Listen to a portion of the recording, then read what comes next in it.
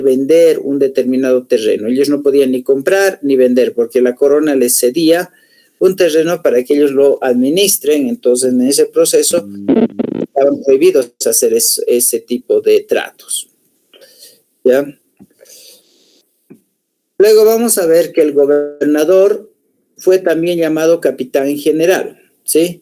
El gobernador era la persona que había creado una determinada ciudad en la época colonial y era el que dependía en realidad de lo que es el virreinato, ¿ya? El gobernador dependía del virreinato. En cierto sentido, también se le llamaba capitán general cuando ese territorio era cedido por España, ¿ya? Si el territorio era construido por el español, que él construía la ciudad, se denominaba gobernador. Si el territorio ya había sido colonizado, conquistado y cedido a los españoles, y el español decía, necesito a alguien que administre este territorio, se llamaba capitán general, ¿ya? Entonces, cuando un gobernador dejaba de ser gobernador y era capitán general, cuando el gobernador, cuando ese capitán general no había fundado la ciudad, sino era el que era destinado a administrar esa ciudad, ¿ya? Ahí se convertía en capitán general. Si él había fundado la ciudad, si él hubiera fundado la ciudad, hubiera sido gobernador, ¿sí? Entonces, el gobernador tenía las mismas atribuciones que un virrey, ¿ya? Pero era dentro de un terreno de jurisdicción, es decir, dentro de una ciudad, ¿ya? En Charcas, este gobernador era también presidente de la Real Audiencia y capitán general cuando se hacían los juicios de residencia. Bueno, cuando hablamos de la Real Audiencia nos referimos principalmente a lo que es la dependencia del Consejo de Indias, ¿sí? Ok, Consejo de Indias. ¿Cuáles son las funciones de la Real Audiencia? Primero, la Real Audiencia es un tribunal de apelación en las Indias, vale decir un tribunal donde la gente presentaba pruebas para su defensa, ¿sí? Y la cual se establecía como un sentido de juicio. Entonces, en esta Real Audiencia dependía mucho del Consejo de Indias, como les había indicado. En algunos contextos se ocupaba de pleitos en relación a los indios, como el hecho de robos, violaciones, ¿sí? O adoración a dioses, a sus dioses, etc. Entonces vamos a ver que juzga sobre problemas relativos a la disposición de ¿qué? De diezmos, que eran tributos que pagaban en las iglesias, las tierras que ocupaban la iglesia, las causas de los delitos eclesiásticos que estaban regidos principalmente por una ley civil, ¿ya? Puede ser primordialmente en algún momento el robo de diezmos, ¿ya? Entonces, supuestamente la Real Audiencia tenía que trabajar en favor de los pobres y los desvalidos o de aquellos que en algún momento realizaban juicios que tendrían que ver primordialmente con su situación social. En América tuvimos 5 audiencias importantes. Estaba la Audiencia de México en el año 1527, la Audiencia de Lima en el año 1542, la Audiencia de Bogotá en el año 1559, la Audiencia de La Plata, la Audiencia de Bogotá en el año 1549, la Audiencia de La Plata en el año 1559 y la Audiencia de Buenos Aires en el año 1782. Nosotros ya avanzamos la Real Audiencia de Charcas, entonces nos referimos a La Plata, fundada en 1559. En un principio en el Virreinato del Perú, luego trasladado en el año 1776 al Virreinato del Río de la Plata. Entonces la Real Audiencia de Charcas estuvo desde el año 1559 hasta el año 1825, cuando se va a fundar la República. Luego tenemos otra institución dentro de América que es el Cabildo, ¿no? Entonces, el Cabildo tenía ciertas atribuciones. Ellos intervenían en la distribución de tierras, ¿no? Repartían los terrenos a los hacendados o a los encomenderos, ¿ya? Imponían gravámenes o imponían tributos, ¿ya? Se ocupaban de la policía local, personas que vigilaban las ciudades para poder ver que todo esté reglamentado y sigan las leyes. También se preocupaban del aseo público y estado de las cárceles, ¿no? Inspeccionaban y controlaban hospitales, caminos, el abasto, controlaban los precios de los productos esenciales. ¿Quiénes componían el cabildo? Bueno, 2 alcaldes, ¿sí? También estaban los regidores y los oficiales reales, ¿sí? El cabildo no estuvo gente de la comunidad, no estaba gente del pueblo, era gente establecida desde la corona para trabajar en estos cargos, ¿sí? Después vamos a ver nosotros que existían 2 tipos de cabildos. El cabildo abierto, cuando se consultaba a la comunidad, cuando se hacía reuniones con la comunidad, y el cabildo cerrado, cuando solamente dentro de esta oficina decidían el alcalde, los regidores y los oficiales reales. ¿Cómo estaba la división político-administrativa en el siglo XVII? ¿Ya? En el siglo XVII y XVIII. Normalmente vamos a ver nosotros que estaba dividida en virreinatos, capitanías generales y lo que es presidencias o gobernaciones, ¿ya? Los virreinatos eran gobernados por un virrey, quien fue el representante directo de la corona, que trabajaba de manera directa con el rey. En el siglo XVI se establecían en América los 2 virreinatos, ¿no? El de la Nueva España estaba en México, el de Nueva España que se encontraba en México porque se llama Virreinato de la Nueva España o de México en el año 1535 fundado, el Virreinato del Perú en el año 1544, ¿ya? Y en el siglo XVIII tenemos a otros 2, ¿no? Que ya hemos visto anteriormente, el de la Nueva Granada en 1717 y el Río de la Plata en 1776. Las capitanías generales, como se les había indicado otra vez, eran territorios fronterizos para proteger cada uno de los virreinatos.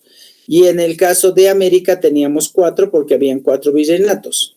Santo Domingo para la Nueva España, Guatemala para la Nueva Granada, Venezuela, que era parte entre la Nueva Granada y parte del virreinato del Perú, y Chile, que se encontraba en el virreinato del Perú.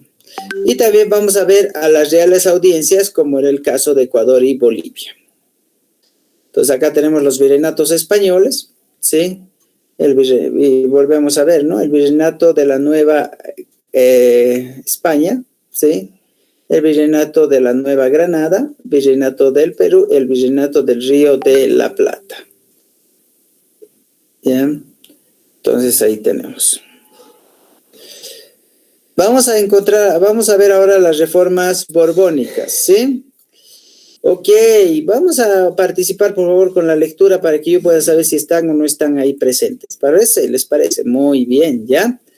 A ver, Kevin, ¿lo puedes leer la primera columna, por favor? Sí, Lice. Gracias.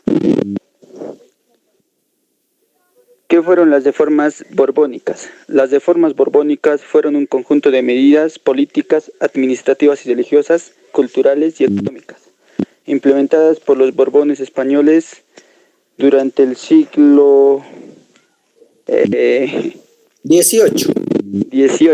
Estas se aplicaron en España y especialmente en los dominios americanos. Eso, muy bien. ¿Ya ustedes se acuerdan desde qué año estaban los Borbones en el gobierno? En el reinado de España, ¿hasta qué año fueron? A ver, recuérdense.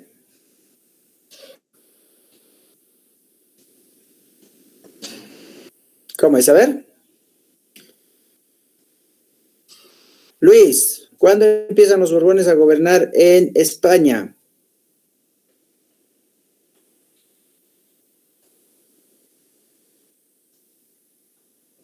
Ok, que nos quede un poco clara la información, no hay problema, ¿está bien? Vamos a explicar eso, ¿ya? Muy bien.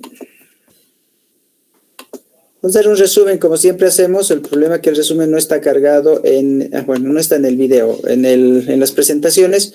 Lo que pasa es que yo quiero explicarles de manera mucho más escrita, ¿ya? Ok.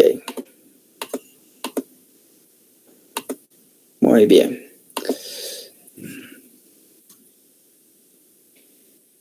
Ok, vamos a tomar en cuenta lo siguiente, ¿ya? Entonces, a ver, ¿cómo hacemos esto para compartir?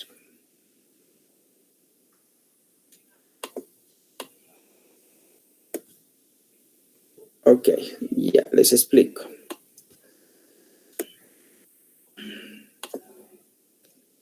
Ahí lo tenemos, muy bien. Eso, ¿ya? Entonces vamos a decir nosotros que los Borbones, primero para empezar, los Borbones eran una dinastía, ¿ya? Se llamaban la dinastía borbónica. Esta dinastía era una dinastía que pertenecía a Francia, ¿ya? Y claro, en el año 1700, ¿ya? Estaba un rey en España, ¿ya? Este rey era Carlos II. Y murió, ¿ya? Murió este rey. Murió, vamos a ver, ¿ya? Entonces, este rey al morir establece primordialmente un heredero. Su heredero era Felipe V. Felipe V era el nieto de Luis XIV de Francia, pero también era a su vez el pariente de Carlos II. Era bisnieto de Carlos II. ¿Ya? Vamos a achicar un poco la letra, a ver si pueden leer. Ojalá puedan leer. ¿Se lee? ¿Ahí se lee bien? Ok, gracias, muy bien. Pero no querían que este asuma el reinado aún, entonces hubo una guerra de sucesión. ¿Ya? Esta guerra de sucesión, ¿ya? Duró entre 1700 a 1714. Entonces, a partir de 1714 hasta 1808, gobernaron los Borbones. ¿Para quiénes eran estos? Bueno, tenemos a Felipe V. Este va a ser entre el año 1700, ya, hasta el año 1746. ¿Ok? Pero fue nombrado rey de España y las Indias. En este caso cuando hablaban de las Indias, se referían a América. Fue nombrado rey de España, de América y las Indias, pero como duró la guerra de sucesión entre 1700 a 1714, recién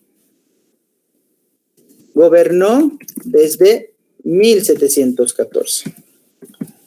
Hasta ahí está claro, ¿verdad? Ya hemos avanzado eso también el día de ayer. ¿Sí? Luego tenemos a Fernando IV, ¿ya? Fernando VI, perdón, sexto, no cuarto, sexto. Entre el año 1746 hasta el año 1759, ¿ya? ¿Ok? Entonces ahí va a gobernar este rey. Luego tenemos a Carlos III. ¿Ya? Carlos III. ¿Sí? Este es desde 1759 hasta 1788. ¿Ya? Este es el que hizo más reformas, ¿ya?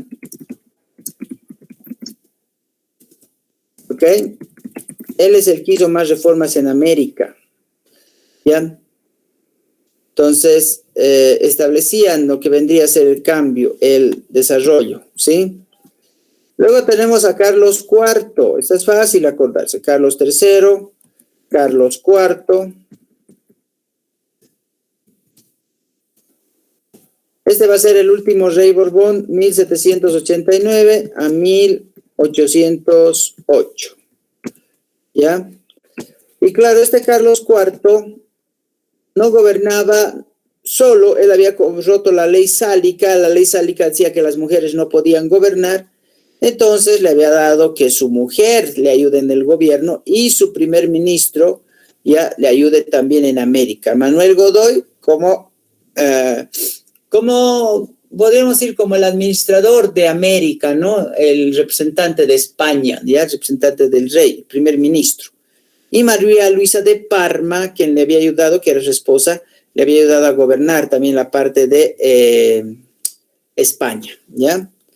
Entonces, en ese sentido, ¿ok? Entonces, como nosotros vemos, ¿ya? La pregunta era la que les hacía a un principio. ¿De qué año a qué año gobernaron los Borbones en América? A ver, ¿cómo es? Ya les he dado la respuesta. A ver, ¿qué me dice? De 1714 a 1808. Eso, muy bien. Los Borbones gobernaron desde 1714 hasta 1808. Ya, porque en realidad hubiera sido desde 1700, pero como han tenido una guerra de sucesión para saber quién iba a ser el rey, etcétera, porque había un conflicto en España justamente entre un rey de Habsburgo y un rey que venía desde Francia, entonces eligieron por el rey de Francia, que justamente era el descendiente directo del rey Carlos II, ¿sí? Entonces ya sabemos los años. Ahora, si tú te preguntan, digamos, ¿no? ¿Cuál de estos reyes es el que hizo más reformas en América? A ver. ¿Cómo se llama el rey que hizo más reformas en América? Carlos III. Carlos III. Carlos III, muy bien, ok. Entonces ahí nosotros vamos a ver ahora las reformas, estábamos entrando a las reformas, ¿no? Que era un conjunto de medidas políticas, administrativas, religiosas, económicas, militares, ¿no? Implementadas por los Borbones durante el siglo XVIII en América. Y creo que les ha quedado un poco más claro, ¿no? Espero que les haya quedado claro quiénes estaban después de quién, cuándo empezaron, ¿no? Qué años estuvieron cada uno de ellos. Entonces es importante que nosotros los conozcamos, ¿ya? Entonces habíamos establecido nosotros eso, ¿sí? De las reformas, muy bien. Ok, vamos a seguir, ¿ya? A ver, vamos con Miguel Mamani. A ver, ¿me lo puedes leer, Miguel? En la segunda columna. Claro, dice. Ok. La puesta en marcha de estas reformas estuvo influenciada por algunas de las ideas de la Ilustración. Su objetivo consistía en reforzar el poder real, centralizar la administración, implementar la restauración impositiva y asegurar la dominación sobre las colonias americanas, amenazadas por la expansión de Portugal y los ataques de piratas ingleses y franceses. Muy bien, gracias. Ok, entonces vamos a ver, estas reformas lo que hacían era proteger el territorio tanto de España como de América, pero primordialmente de América porque muchas veces la colonia americana estaba expuesta a amenazas de conquista de los portugueses, a pesar que hubo un tratado de Tordesillas anteriormente firmado, pero aún así con el tiempo insistieron en esa invasión, ¿ya? Entonces, también vamos a ver el asalto de algunos barcos a partir de los piratas ingleses y franceses que asaltaban los navíos que llevaban mercadería a América. Entonces, también era como un proceso de establecimiento de pérdida económica. Entonces, ¿qué hicieron los Borbones para frenar todo esto? Primero, vamos a ver nosotros las principales reformas político-administrativas que establecieron los Borbones, ¿ya? Entonces, entre estas reformas político-administrativas, vamos a ver que estas tuvieron relación con las colonias americanas. Entre ellas se pueden mencionar las siguientes. Bueno, sabemos muy bien la creación de virreinatos, ¿no? Entre el año 1717 y 1776, donde se disgregaron los virreinatos para poder administrar mejor América, ¿sí? Y también la creación de las capitanías generales, ¿no? Aquí tenemos Cuba, Venezuela y Chile, ¿no? Porque como se han creado nuevos virreinatos, debía haber mucho más protección para estos territorios para evitar justamente la invasión o la colonización de otros países que no tenían que ver con España, ¿sí? Entonces, estas divisiones estaban justamente ubicadas en regiones expuestas a los ataques de potencias extranjeras para proteger el territorio americano. Entonces, vamos a dividir cada virreinato en intendencias, gobernadas por un gobernador intendente. Estos funcionarios que reemplazaron a los antiguos gobernadores, que eran los que habían fundado las ciudades, se denominaban gobernadores intendentes y tenían atribuciones financieras, militares, administrativas, y eran nombradas directamente por el rey. Ok, a ver, les voy a hacer una pregunta, yo sé que ustedes saben, ¿no ven? ¿Cuáles fueron los 5 primeros departamentos de Bolivia? A ver. ¿Cómo es? ¿Qué me dice? Voy a ayudar, a ver. Tenemos a Santa Cruz. Ya, Santa Cruz. Después, La Paz. ya, 2, La Paz. Cochabamba, Pando, 3, Cochabamba. Después, ya tenemos Santa Cruz, La Paz, Cochabamba. Faltan 2. Oruro y Potosí, creo. No, Oruro no, Oruro no. Chuquisaca. Eso, Chuquisaca y lo que dijo Miguel, Potosí, ¿sí? La Paz, Cochabamba, Santa Cruz, Chuquisaca y Potosí eran intendencias, ¿ya? En la época de los Borbones también, ¿ya? Estas intendencias estaban establecidas por un gobernador intendente. Entonces, por esa misma razón, acá en Charcas teníamos esas 5 intendencias. Oruro era una provincia de una de las intendencias que era la intendencia de Cochabamba, ¿ya? El departamento de Oruro recién se creó en la época de Antonio José de Sucre, ¿ya? Entonces, vamos a tomar en cuenta eso. Por eso te dice acá, ¿ya? Dividió cada virreinato en intendencias gobernadas por un gobernador intendente. O sea, intendencia eran las ciudades centralizadas: La Paz, Potosí, Cochabamba, Chuquisaca y Santa Cruz. ¿Ya? La corona prefirió a los peninsulares por sobre los criollos en nombramientos para los cargos más importantes de la administración colonial. Por eso es que los criollos tenían esa rabia, ¿no?, contra los peninsulares, porque los criollos, siendo españoles, no ocupaban cargos importantes. Los peninsulares sí. Eran gobernadores, virreyes, eran obispos, arzobispos y todo. Inclusive autoridades religiosas y autoridades civiles. Ok. Entonces acá tenemos otra vez la reforma político-administrativa, ¿no? La distribución de territorios. Las reformas religiosas, ¿sí? Entonces tenemos, ¿no? Se firmó el regalismo, es decir, el conjunto de principios que afirmaban que la autoridad del rey era superior a la del papa. En cuestiones que tenían que ver con la soberanía del Estado, como el nombramiento de obispos y la revisión de fallos de los tribunales eclesiásticos. En la época de los Borbones, la iglesia pasó a segundo plano, no como en la época de los españoles, ¿no? Antes de 1717, ¿ya? Se establecieron lógicamente como que la iglesia pasó a un segundo plano. Los Borbones ya no le dieron tanta importancia a lo que es el catolicismo, ¿no? Evangelizar a los indígenas, porque ya muchos de ellos ya estaban bautizados. Lo que buscaba los Borbones era mejorar el proceso educativo y de servicio. Entonces, vamos a tratar de ver que en la parte religiosa, por esa misma razón, expulsan a los jesuitas de España y de América, ¿ya? El año 1767, eso se van a grabar ustedes, ¿sí? 1767, expulsión de los jesuitas de América y de España. ¿Por quién? Por Carlos III, ¿no? Como les dije, hace muchas reformas en América y Carlos III les expulsa a los jesuitas de la Amazonía, ¿ya? Después vamos a tener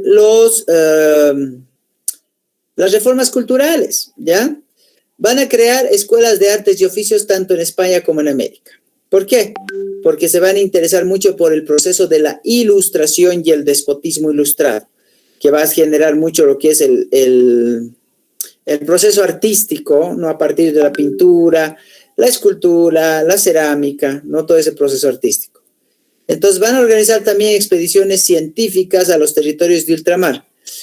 Van a enviar entre 1788 y 1794 a explorar territorios que nunca se había explorado antes. Territorios a los cuales los españoles no habían llegado hasta ese tiempo. Entonces hicieron exploraciones especialmente en costas de América del Sur, América Central, California, Filipinas y varias islas de Oceanía, que eran penínsulas, ¿sí? Estableciendo tal vez quieren expandir su territorio, ¿no? De esa forma. Entre las reformas económicas tenemos primordialmente que se flexibilizó el monopolio de puerto único al habilitar que 24 puertos americanos comerciaran directamente con 13 puertos peninsulares. Yo hace rato les hablé de la piratería, ¿no? ¿Cómo podría solucionar la piratería los Borbones? Antes era un solo puerto, el puerto de Sevilla.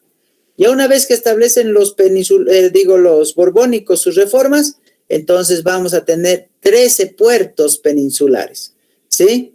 ¿De dónde va a partir esto? Desde 24 puertos americanos, esos 13 puertos peninsulares, ¿ya? Entonces, vamos a ver nosotros que este reglamento para el comercio libre de España a India se da en el año 1778, dos años después de la fundación del Virreinato Virreinato del Río de la Plata. No eliminó el monopolio que se contaba, no eliminó ese camino directo que tomaban los barcos mercantes, sin embargo amplió puertos, pero no eliminó el puerto de Sevilla, ¿sí? Pero en algún momento, también se establecía de que todo negocio pasara por España o por Francia, pero por solamente esos dos lados, pero no se puede comerciar con otras potencias que no sean España o Francia, porque siempre había una conexión entre España y Francia porque los Borbones eran franceses. Entonces se va a abolir el sistema de flotas y galeones, ¿ya? Flotas significa grupos de barcos, galeones, barcos barcos con armamento para defender a las flotas en el momento del asalto de los piratas. Y esto se va a reemplazar por los navíos, que va a ser el de los registros, ¿ya? Y principalmente todo va a partir desde la casa de contratación, ¿ya? Donde estos nuevos puertos habilitados tendrían que estar entre España y América para poder restablecer el comercio. Y claro, la piratería va bajando en ese tiempo porque los piratas tendrían que ver por qué puerto iba el comercio, y muchas veces el puerto de Sevilla simplemente servía como una situación de registro y había otros puertos de donde partían los comercios, entonces los piratas ya no ubicaban por dónde iban los barcos. Ahí es cuando ya la piratería va decayendo. Entonces estimuló el desarrollo de la agricultura y la creación de colonias agrícolas, ¿no? Ahí se va a establecer primordialmente lo que son las haciendas y las estancias, ¿ya? Se impulsa la construcción de obras públicas como carreteras y canales, primordialmente carreteras para el traslado de lo que son los caballos con los coches, especialmente llevando gente dentro de América, y los canales que van a ir vinculados principalmente a la situación de riego. Luego vamos a tener la creación de nuevos impuestos. En este caso vamos a hablar de lo que es el impuesto de la alcabala, ¿ya? Que va a generar un incremento. Y vamos a ver otros impuestos. Creo que ya vimos la otra vez acá los impuestos. No sé si vamos a ir recordándolos. Aquí está, los impuestos indianos, ¿sí? Alcabala, derramas, estanco, diezmo, medianata y almojarifazgo. Sí, estos son los impuestos que vimos el día de ayer. Muy bien. Entonces, ahí nosotros vamos a tomar en cuenta ese proceso, ¿ya? Ok. Bueno, en las reformas militares podemos ver principalmente que la corona al mando del mariscal Juan de Villalba, con la misión de institucionalizar un ejército el cual no existía. Por lo tanto, se empezaron a reclutar a los miembros por leva forzada, vale decir, de manera obligatoria.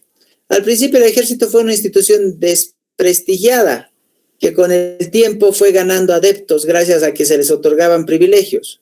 Sus fueros los exentaban del pago de impuestos, además sus problemas jurídicos se podían resolver en una corte militar. Ahora bien, hay que tomar en cuenta, y yo les voy a ir preguntando, les voy a preguntar a ver si me pueden colaborar con esto de esta respuesta, si conocen, ¿ya? A ver, Pablo Chimi, ¿me puedes ayudar?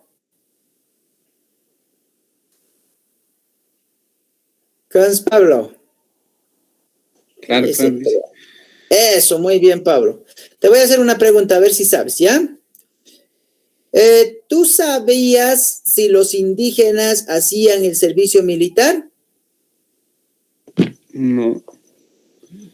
O sea, ¿sabías que los indígenas hacían o no hacían el servicio militar en la época colonial? ¿Sería para ellos como una opción para poder se formar militarmente? No, no hacían. No lo hacían, ¿verdad? Antes de los Borbones no lo hacían. Ya con los Borbones, hasta los indígenas hicieron el servicio militar, te cuento aquí, mira. Vamos a nosotros establecer acá. Oh, mira dónde estamos.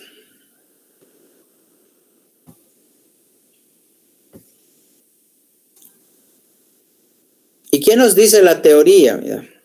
Este, por ejemplo, es el escudo de armas de los Borbones en el siglo XIX ya, ¿sí? ¿Ya? Y ahí tenemos.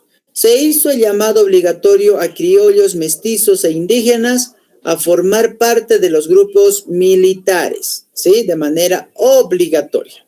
La milicia se convirtió en un canal de movilización social castrense para los sectores más pobres. Ya la organización de la milicia comienza en 1760 para fortalecer las fuerzas, formando una compañía de pardos y una compañía de caballería de españoles, ¿sí? Una caballería de españoles. Entonces, pardos eran los mestizos, criollos, indígenas, y había una caballería de solamente españoles, ¿ya? Entonces, si estamos hablando del año 1760, estamos hablando de Carlos III, ¿sí? En el gobierno de Carlos III. Muy bien. Entonces, gracias a Carlos III, se establece el servicio militar obligatorio en América, ahí donde se va a formar los grandes mariscales como Simón Bolívar, Antonio José de Sucre, etcétera, y se va a establecer este servicio militar. Ahora hay una diferencia, ¿no? En el caso de los mestizos e indígenas, ellos eran netamente de a pie, digamos, ellos no cabalgaban, ellos no eran caballería. En el caso de los criollos, sí, los criollos y los peninsulares sí eran caballería, ¿no? En ese entonces. Ok, otro de los impuestos que tenemos que se va a crear en esta época va a ser el quinto real, ¿sí? El quinto real se llama así porque es el quinto del rey, quiere decir que es un impuesto del 20% establecido por el rey de España en 1504 en un principio, ¿ya? Y luego después, ya hasta 1723, se va a reducir este quinto real a lo que es el diezmo, el 10% del ingreso que entraba de las minas, se va a pagar también a la corona española, ¿ya? Entonces, en ese sentido, vamos nosotros a establecer este impuesto. Muy bien. Ok. Vamos, voy a hacer preguntas, ¿ok? Muy bien. A ver. Huáscar, ahora ya estás Huáscar acá, ¿no ve? ¿Qué, Huáscar?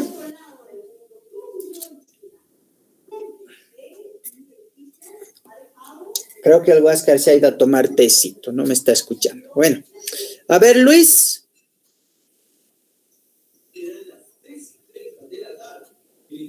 Hola, Luis, ¿estás ahí?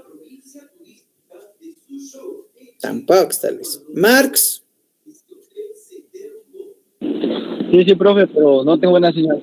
Dígame, profe. Ah, ok. Huáscar, muy bien. ¿Me puedes responder una sola pregunta? ¿Sí? Mencióname cuáles fueron las reformas que hicieron los Borbones en América. Profe, no tengo buena señal, yo. Ok. Marx, mencióname la misma pregunta, a ver.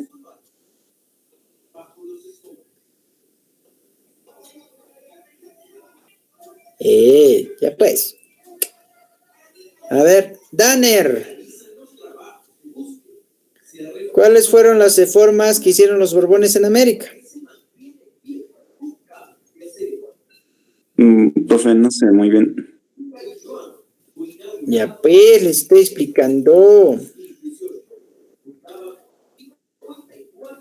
Ok, muy bien. Vamos a hacer el resumen otra vez en en nuestra pizarra. ¿Está bien? ¿Les parece? Para que no nos quedemos con, uy, no me acuerdo. El rato del examen nos vamos a quedar colgados. ¿Sí? Ok, vamos a poner reformas borbónicas.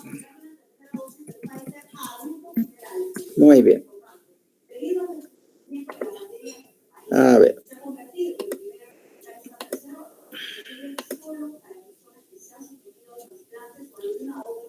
Ya.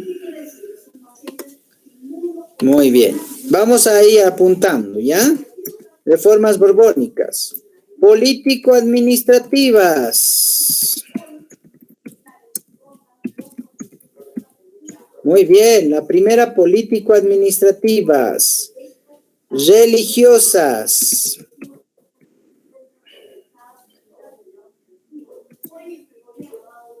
Eso. Después, culturales. Sí, culturales, ¿ya? Económicas. Y militares. ¿Ok? A ver, Max, ¿cuáles son las reformas de los Borbones?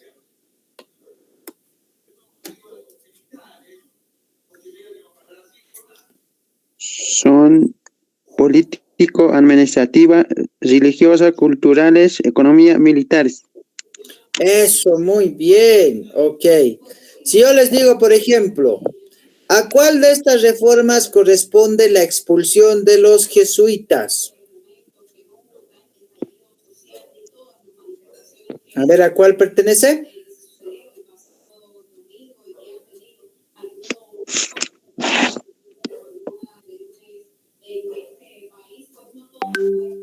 ¿Cuál es la respuesta?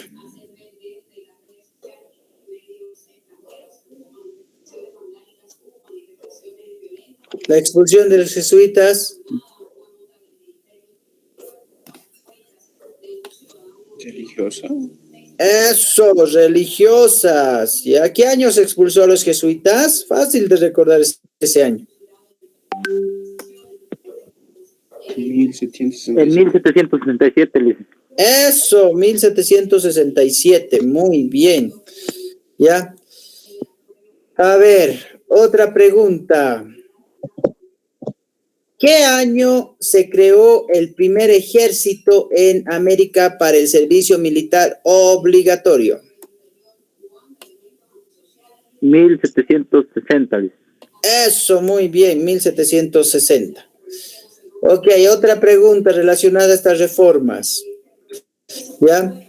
¿En cuál de estas reformas se crean los virreinatos de la Nueva España y del Río de la Plata? Político y administrativas. Eso, muy bien, eso. ¿Sí? ¿En cuál de estas reformas se van a crear las escuelas de artes y oficios? Cultural. Eso, muy bien. Ay, si no tuvieran la chanchulla, ustedes no sabrían cómo responder. ¿Cuántos puertos crearon los españoles para desvincular el monopolio comercial?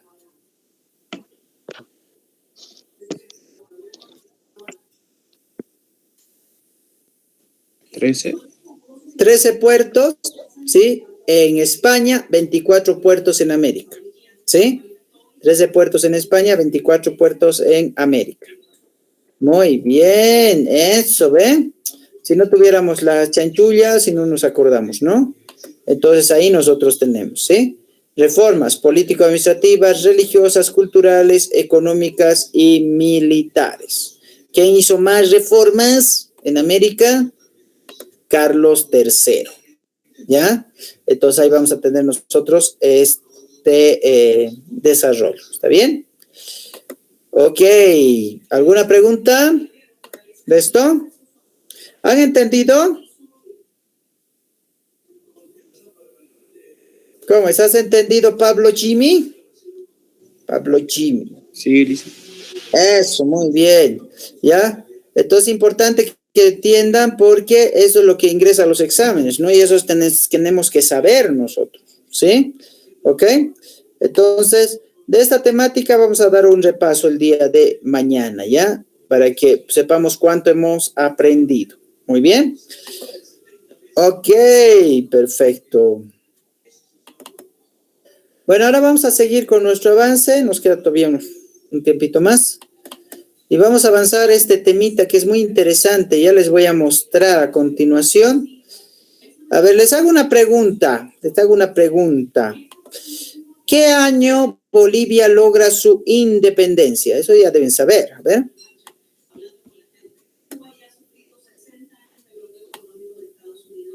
¿Qué año Bolivia logra su independencia? 1825. Eso, muy bien, 1825, perfecto. ¿Ya? Entonces, ¿qué pasó antes de 1825? ¿Cuáles fueron los antecedentes que nos llevaron a lograr esta independencia? Eso es lo que vamos a ver a continuación, ¿ya? Ahí está, muy bien.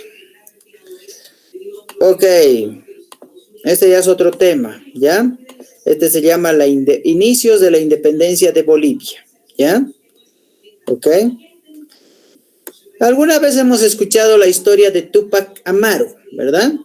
Pero nosotros conocemos la historia de Túpac Amaru II, ¿ya? Del año 1780, pero no conocemos mucho la historia de Túpac Amaru I, que se da entre el año 1572, ¿ya? En su revolución. Túpac Amaru nace en Cusco en 1545 y muere el 24 de septiembre de 1572. Él es también conocido como Felipe Túpac Amaru, fue el cuarto y último inca de Vilcabamba, en el lado de Cusco, ¿ya? Hijo de Manco Inca. Manco Inca fue uno de los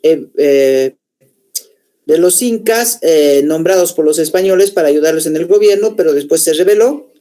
Y este fue el hijo de Manco Inca y fue hecho sacerdote y guardián del cuerpo de su padre, que en quechua significa Túpac Amaru, significa serpiente resplandeciente en quechua, ¿ya?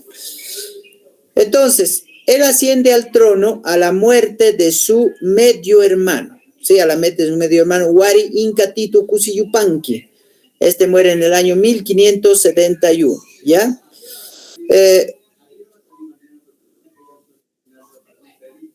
Los incas creían que Tito Cusi se había visto forzado a admitir a los sacerdotes misioneros en Vilcabamba y que estos lo habían envenenado, ¿ya? Los españoles, quienes todavía no estaban advertidos de la muerte del anterior Huari Inca, enviaron rutinariamente 2 embajadores para continuar con las negociaciones en curso. Lo que pasa es que cuando muere el hermano de Túpac Amaru, ¿ya? Establecen normalmente como una especie de pensar los españoles que Vilcabamba ya no tenía un inca que los gobernara. Entonces, no se daban cuenta o no se enteraron de que el Huari Inca Tito Cusi Yupanqui tenía un medio hermano, ¿ya? Entonces, este asume el trono de Inca, ¿ya? El Túpac Amaru. Entonces, el último de ellos fue el conquistador Atiliano de Anaya, quien tras cruzar el puente de Chuquisaca fue capturado y ejecutado junto con su escolta por el general Inca Curi Paucar, ¿ya? Él es el que lo asesina a estos enviados que manda el rey a verificar, ¿no?, que existía el terreno libre en Vilcabamba. Entonces, una vez que confirmaron el asesinato de estos embajadores que venían a América a apoderarse de Vilcabamba, el cura de Amaibamba, el nuevo virrey del Perú, Francisco Álvarez de Toledo, decidió someter por la fuerza al reino de Vilcabamba, apelando a la justificación de que los incas habían roto la inviolable ley de todas las naciones del mundo, el respeto a los embajadores. Claro, es que los habían asesinado, entonces los juzgaban a los indígenas, los acusaban a los indígenas de ser los asesinos de estos embajadores. Y esto lo que les juzgaban iba en la idea de Francisco Toledo, que era el virrey del Perú en ese tiempo, ¿ya? Entonces, el virrey Toledo encargó el mando de la expedición militar al encomendero y regidor Martín Hurtado de Arbieto, como maestre de campo, que fue designado Juan Álvarez Maldonado, y como alférez real y secretario Pedro Sarmiento de Gamboa, ¿ya? Con sus tropas, Hurtado había ido hacia Vilcabamba. Esas tropas tenían 250 soldados y 2.500 nativos aliados, entre los cuales figuraban los cañaris, que eran enemigos mortales de los incas rebeldes, ¿ya? De los incas, en realidad, que querían lograr conquistar este territorio. Expulsaron a muchos cañaris y algunos de ellos se volvieron en contra de los incas, y quienes apoyaron también en la invasión a Vilcabamba. Entonces, para la defensa de Vilcabamba, el Inca Tupac Amaru contaba aproximadamente con 2.000 soldados, de los cuales 600 y 700 eran guerreros anti. Estos eran llamados chunchus por los incas del Cusco, ¿ya? Entonces, el fallecido Tito Cusi Yupanqui solía decir a los emisarios españoles que realmente ellos no practicaban el canibalismo, estos chunchus que a veces comían gente humana cuando tenían enemigos, ¿sí? Entonces, en algún momento nosotros vamos a ir viendo que los españoles no tenían ese miedo que les pase este tipo de cosas. Entonces, los generales que guiaban al ejército, que eran parte de los chunchos, eran Hualpa Yupanqui, Parinango, Curipaucar y Coyatopa, ¿sí? Entonces, para atacar el baluarte inca, Hurtado de Arbieto, si ustedes se acuerdan que lo mandó con su ejército, ¿ya?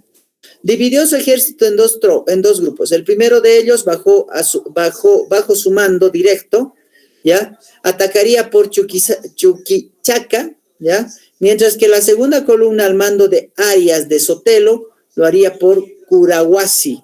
Se libraron gran cantidad de escaramuzas, pero la única gran batalla de la campaña tuvo lugar en Choqueyuca, a orillas del río Vilcabamba, cerca del lugar donde se encontraba Tupac Amaru I. Bueno, esta es la historia como vamos nosotros contando, ¿ya? Es importante ir conociendo esta partecita porque es de aquí donde se va a ir desarrollando todo el proceso hasta llegar a la independencia de nuestro país, ¿ok?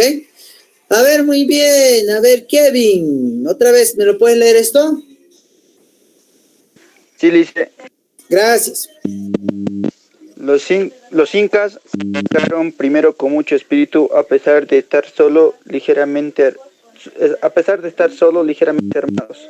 Pero los españoles y sus aliados indígenas lograron resistirlos.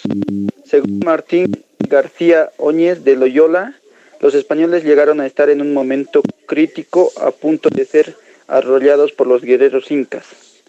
Pero súbitamente estos abandonaron el combate tras ser arcabuceados y muertos sus generales Maras, Inga y Parinango. Eso, entonces ya los incas atacan con sus armas, pero no pueden soportar el hecho de que los españoles llevaban arcabuces, ¿no? Ya habíamos explicado que eran los arcabuces, eran como fusiles de un solo disparo, que funcionaban con,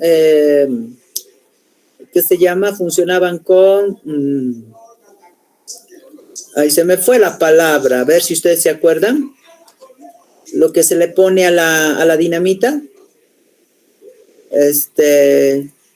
ahí se me fue la pólvora, ¿ya? Funcionaban con pólvora. ¿Está bien? Entonces le ponía pólvora, se encendía la mecha y se disparaba. Entonces los españoles dispararon, ¿no? A los generales de los ejércitos de los incas, y estos se sentían demasiado perdidos, entonces los incas retrocedían otra vez, ¿ya? Entonces ahí vamos viendo otra vez este combate, ¿ya? Ok, a ver, Pablo, Jimmy, a ver, ¿puedes continuar?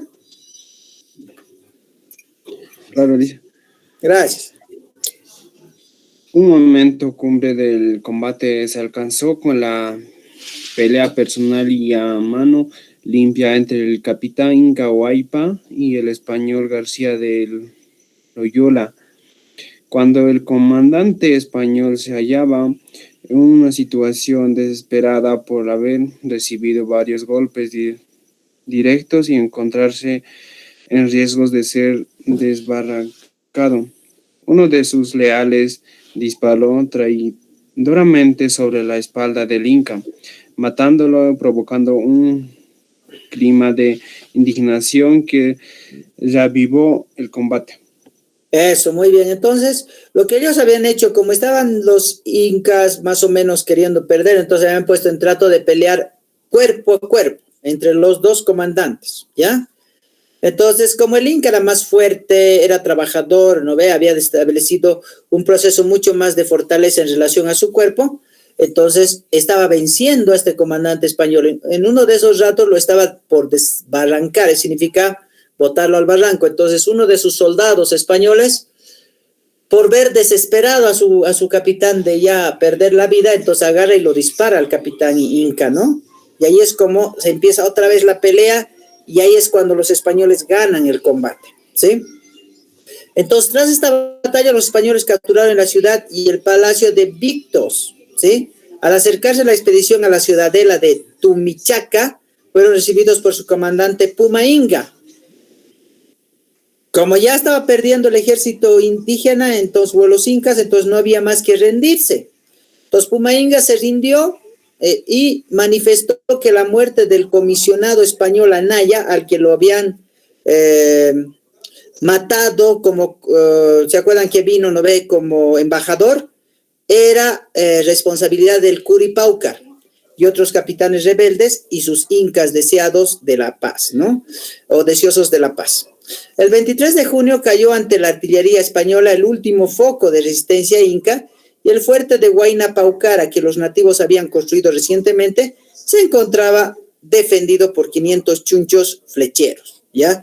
Estos chunchos eran los aliados de Tupac Amaru, ¿ya?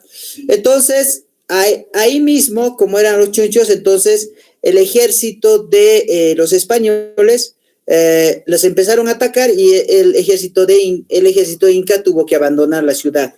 Y ahí dejaron a los españoles en Vilcabamba, que fue dirigida principalmente por ellos. Y claro, y los soldados se escaparon hacia la selva. El 24 de junio ya de 1572, los españoles tomaron posesión de esta ciudad.